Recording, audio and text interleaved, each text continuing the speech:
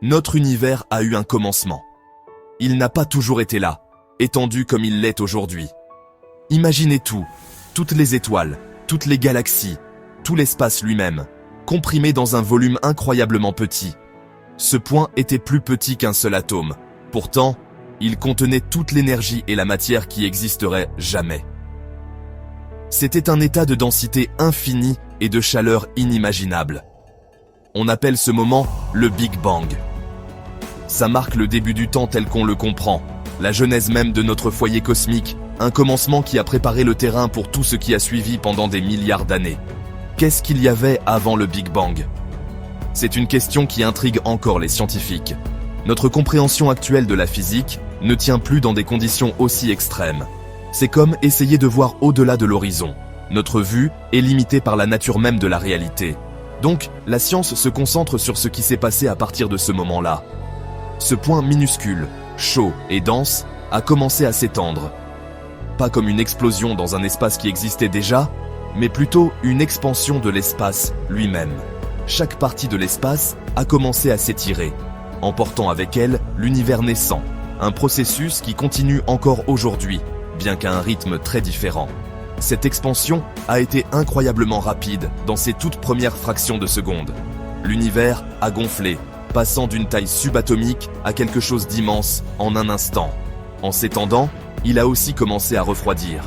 Dans ses premiers moments brûlants, l'univers était une soupe bouillonnante de particules fondamentales et d'énergie pure. Il n'y avait pas d'atomes, pas d'étoiles, juste les ingrédients bruts de l'existence. C'était une danse chaotique et énergétique, une ouverture cosmique se jouant à des échelles et des températures bien au-delà de notre expérience quotidienne. Imaginez ça comme la cocotte minute ultime, libérant son contenu dans un volume toujours plus grand. Gap de Hess. Alors que l'univers continuait de s'étendre et de refroidir pendant des milliers d'années, les choses ont commencé à se calmer un peu. Les particules fondamentales, comme les quarks et les électrons, ont commencé à se combiner. Des protons et des neutrons se sont formés. Finalement, après environ 380 000 ans, l'univers s'est assez refroidi pour que ces protons et neutrons capturent des électrons, formant ainsi les premiers atomes stables. C'était principalement de l'hydrogène et de l'hélium, les éléments les plus simples et les plus abondants. L'univers est devenu transparent, permettant à la lumière de voyager librement pour la première fois. Cette lumière ancienne, appelée le fond diffus cosmologique, est quelque chose qu'on peut encore détecter aujourd'hui. Un faible écho de la naissance de notre univers. Après la formation des premiers atomes, l'univers était une vaste étendue sombre, remplie principalement de gaz d'hydrogène et d'hélium. Mais il n'était pas parfaitement uniforme. De minuscules fluctuations de densité, vestiges du Big Bang lui-même, signifiaient que certaines zones avaient un peu plus de matière que d'autres. La gravité, le grand sculpteur de l'univers, a commencé à agir sur ces régions plus denses. Elle a attiré les nuages de gaz ensemble, lentement au début, puis avec une force croissante à mesure que plus de matière s'accumulait. C'étaient les graines des futures galaxies et des étoiles qu'elles contiendraient, les premières structures à émerger de l'uniformité primordiale. Imaginez des nuages colossaux de gaz et de poussière s'étendant sur de nombreuses années-lumière, flottant dans l'obscurité. Ce sont des pouponnières d'étoiles. Alors que la gravité attire la matière vers l'intérieur, le nuage commence à s'effondrer et à tourner. Le centre du nuage qui s'effondre devient incroyablement dense et chaud. La pression atteint des niveaux inimaginables. Finalement, le noyau atteint une température critique, des millions de degrés Celsius. À ce stade, un processus remarquable s'enclenche, la fusion nucléaire. Des atomes d'hydrogène sont forcés de fusionner pour former de l'hélium, libérant une quantité énorme d'énergie dans le processus. Cette poussée d'énergie vers l'extérieur équilibre l'attraction de la gravité vers l'intérieur. Une étoile est née. Ces fourneaux cosmiques sont les moteurs de l'univers. Ils génèrent lumière et chaleur, illuminant le cosmos et rendant la vie, telle que nous la connaissons, possible. Notre propre Soleil est une de ces étoiles, une étoile assez ordinaire, mais vitale pour nous. Les étoiles existent en plusieurs tailles et couleurs, des petites naines rouges froides qui brûlent pendant des billions d'années, aux géantes bleues massives et chaudes qui vivent vite et meurent de jeunes dans des explosions spectaculaires de supernovas. Chaque étoile témoigne de la puissance de la gravité et des lois de la physique, un phare dans l'océan cosmique. Les étoiles font plus que briller, Ce sont des usines à éléments. L'hydrogène et l'hélium du Big Bang sont le carburant principal. Mais grâce à la fusion nucléaire dans leur noyau, les étoiles créent des éléments plus lourds. Le carbone, l'azote, l'oxygène, les éléments mêmes qui composent notre corps et notre monde, sont forgés au cœur des étoiles.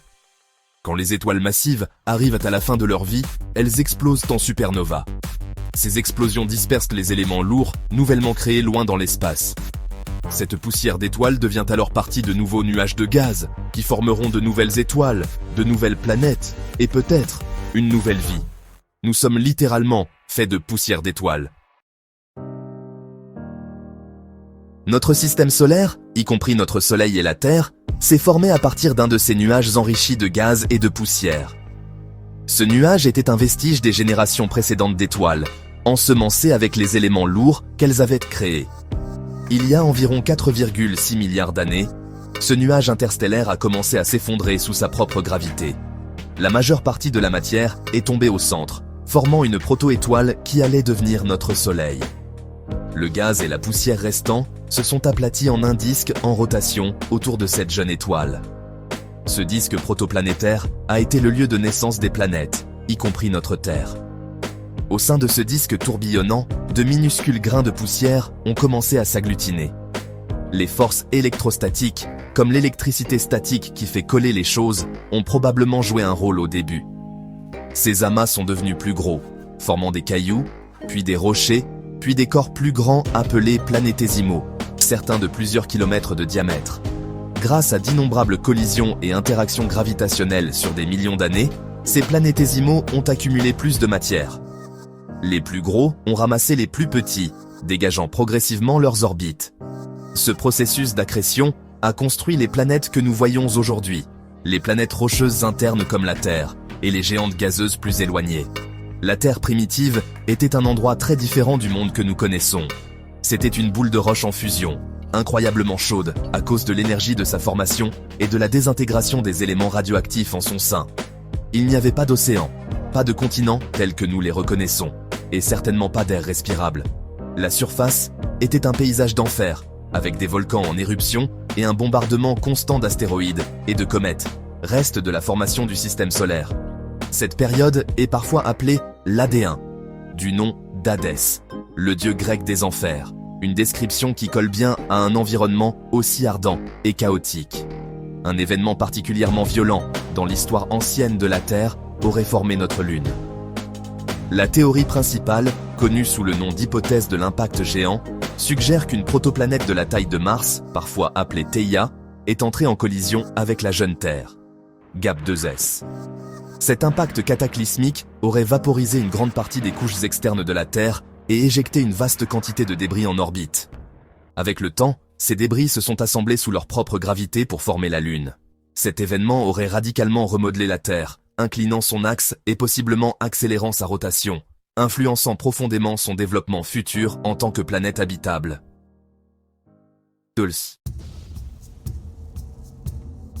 Après la période tumultueuse de sa formation et l'impact qui a formé la Lune, la Terre a entamé un long processus de refroidissement. La chaleur intense a commencé à se dissiper dans l'espace. En refroidissant, une croûte solide a commencé à se former à sa surface, comme une peau sur de la lave qui refroidit. Cependant, cette première croûte était probablement mince et instable, constamment brisée et reformée par l'activité volcanique et les impacts de météorites. Sous cette croûte, l'intérieur de la Terre restait chaud et dynamique, avec un manteau en fusion et un noyau de fer et de nickel, générant un champ magnétique qui se révélerait crucial pour la vie. Les volcans étaient incroyablement actifs sur la jeune Terre.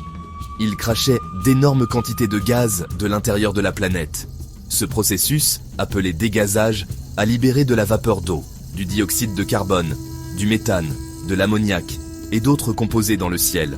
Ces gaz ont formé la première véritable atmosphère de la Terre. Elle était très différente de l'air riche en oxygène que nous respirons aujourd'hui. Elle aurait été toxique pour nous, une épaisse couverture brumeuse enveloppant la planète. Mais c'est cette atmosphère primitive qui a préparé le terrain pour le développement crucial suivant, la formation des océans. Alors que la Terre continuait de refroidir, la température est finalement tombée en dessous du point d'ébullition de l'eau. Les énormes quantités de vapeur d'eau dans l'atmosphère ont commencé à se condenser, formant des nuages.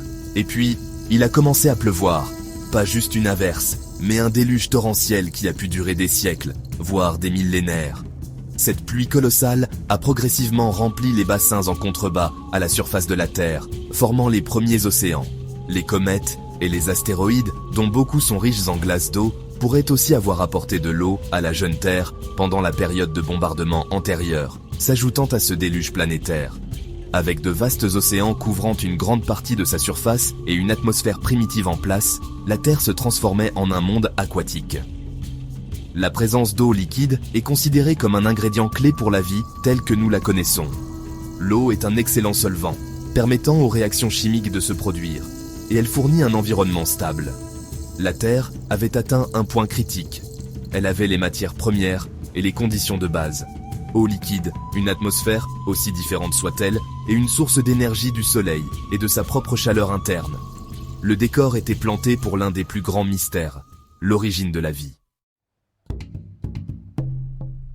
Section 5. Les premiers frémissements de la vie, la recette primordiale. Comment la vie a-t-elle commencé sur cette jeune Terre pleine d'eau?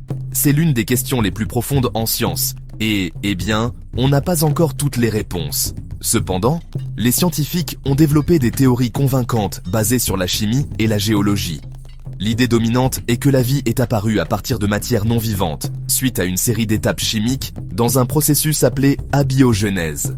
Les océans primitifs, riches en minéraux dissous et en composés chimiques simples, issus du dégazage volcanique et des impacts de météorites, sont souvent appelés une soupe primordiale, ou soupe prébiotique, un terme qui évoque un riche bouillon d'ingrédients potentiels pour la vie.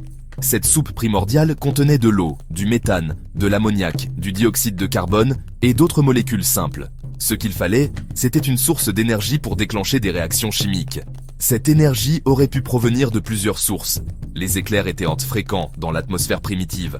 Le rayonnement ultraviolet du soleil, non filtré par une couche d'ozone, baignait la surface. Un autre endroit prometteur pour les origines de la vie, ce sont les sources hydrothermales au fond de l'océan. Ces cheminées des profondeurs crachent de l'eau chaude, riche en minéraux, de l'intérieur de la Terre, créant des environnements chimiques uniques qui auraient pu favoriser la formation de molécules complexes. GAP2S. Grâce à ces apports d'énergie, des molécules inorganiques simples dans la soupe primordiale ont commencé à se combiner et à réagir, formant des molécules organiques plus complexes.